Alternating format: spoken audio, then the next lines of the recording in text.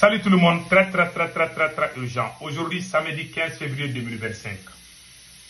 Concernant l'arrivée de Imam Mahmoud Dicko, le Mali vient d'échapper à une insurrection populaire. Le Mali vient d'échapper à un coup d'État. Je vous dis ça aujourd'hui.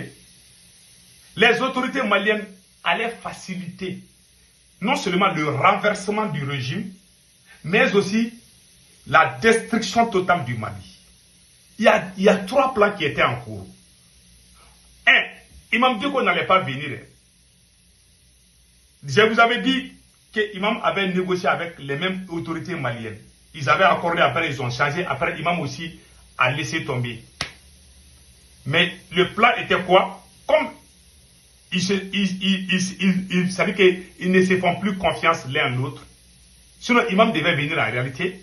Il y avait eu des négociations, il y avait eu un accord entre Imam et les autorités et les militaires. Mais après, tout d'un coup, ils ont changé. Maintenant, en ce qui concerne ce qui s'est passé hier, où les partisans de Imam Dicko sont sortis, il y avait quelque chose qui était derrière ça. L'erreur fatale des autorités maliennes était de déployer une seule personne qui vient. Vous allez déployer combien de militaires?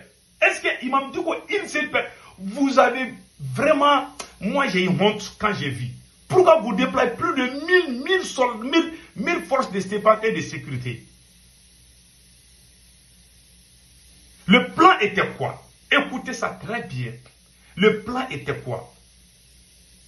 C'était la stratégie de 1991. Ce que les politiciens ont fait au président général Moussa Traoré en 1991. C'était la même stratégie qui allait se passer hier. Mais Dieu aime le Mali. Cette stratégie, c'est quoi? Quand les gens vont sortir, les militaires sont déployés partout. Les mercenaires armés, ils sont beaucoup à Bamako, là où je vous parle. Je ne dis pas que Imam Dicko allait planifier quelque chose contre Assimi, non. Peut-être même que Imam Dicko n'est même pas au courant de ce qui se passe. Lui, il voulait tester sa popularité. Il a réussi son pari. Maintenant, la stratégie, c'est quoi? Tellement les autorités militaires qui sont au Mali ont eu peur, ils ont déployé 1265 ou 1200 et quelques forces de défense et de sécurité partout, de l'aéroport et partout à Bamako, pour empêcher les partisans de Imam Dicko.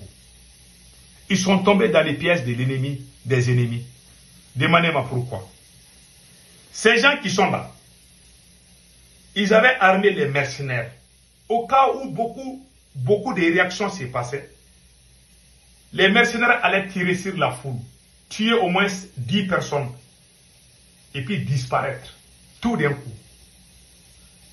Et puis ils vont montrer, les complices de ces terreurs-là vont montrer les corps. Ils vont dire que Assimi Goïta a tué 10 Maliens. Et vous allez voir, les médias internationaux, ils allaient tous commencer à parler, c'est un dictateur, il faut les chasser, il faut faire intervention. Ils allaient tout dire contre Assimi Goïta, parce qu'Assimi Goïta est faible aujourd'hui. C'est le président le plus faible de toute l'Afrique aujourd'hui. Il n'est plus un président puissant, non. Il est très faible aujourd'hui. Donc, ils allaient tirer sur les gens, et Assimi allait prendre la responsabilité. C'est pour ça qu'on n'aurait pas dû déployer des gens partout. Ce n'était pas normal. J'ai vu des gens en train de jeter il y avait des accrochages entre certains partisans de Imam Dicko et certains policiers ou je ne sais pas, gendarmes. C'est des choses qu'il fallait éviter.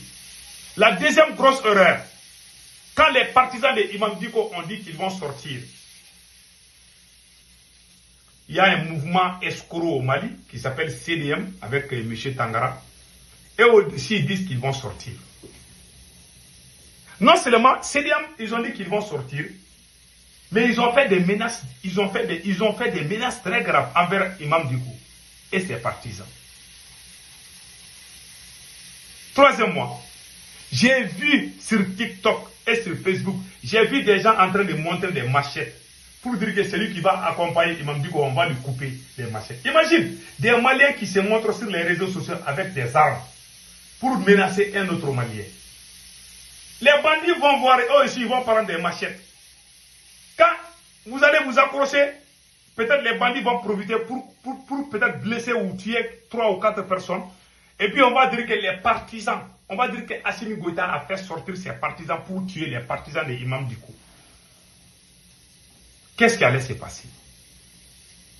Si les mercenaires tiraient sur la foule et que ces accrochages arrivent, cette soi-disant communauté internationale allait intervenir avec comme prétexte c'est-à-dire que pour protéger la population. Ils vont traiter Assimi Goïta d'un dictateur dangereux. Je vous dis, si Assimi Goïta, si tu veux rester au pouvoir pendant longtemps, il faut arrêter, les arrestations, il faut arrêter ça. Parce que les gens ne t'aiment pas. 80% des Maliens ne t'aiment pas. Vous faites la publicité, vous payez les gens pour crier sur les réseaux sociaux, ça ne passe pas. Même Ibeka a fait la même chose. Quand nous on sortait là, on nous a montré que les gens aiment Ibeka. Ils payent les gens vont aller, ils payent même les chanteuses pour aller chanter les louanges.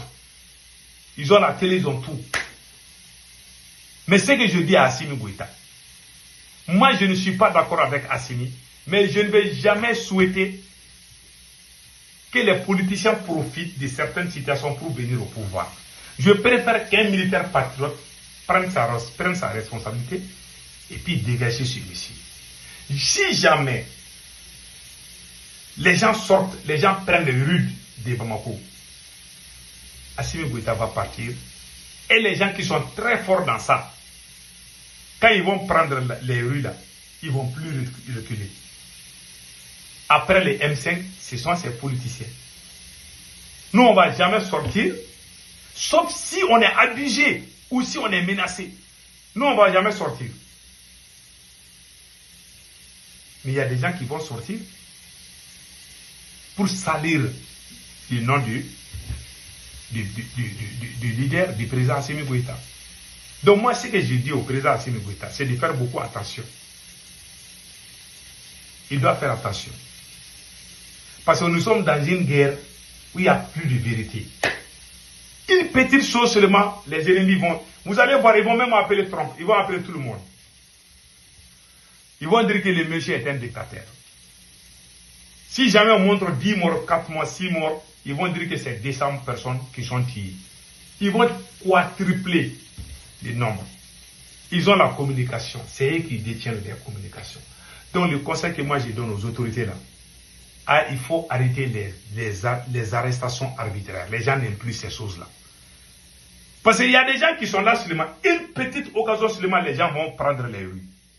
Et tout sera gâté en ce moment. Les gens qui sont prêts à faire ça, on les connaît, ils sont la plupart des politiciens. Certains ne sont pas politiciens, mais certains sont des religieux. Voilà, ils veulent plus ces pouvoirs.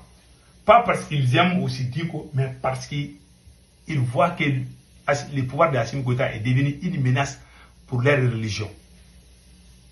Donc eux aussi, ils vont rentrer dans la danse. Donc, c'est ça que moi je voulais dire. Que le président fasse beaucoup attention. Même si Assimi tombe, on ne veut pas que les Mali tombent.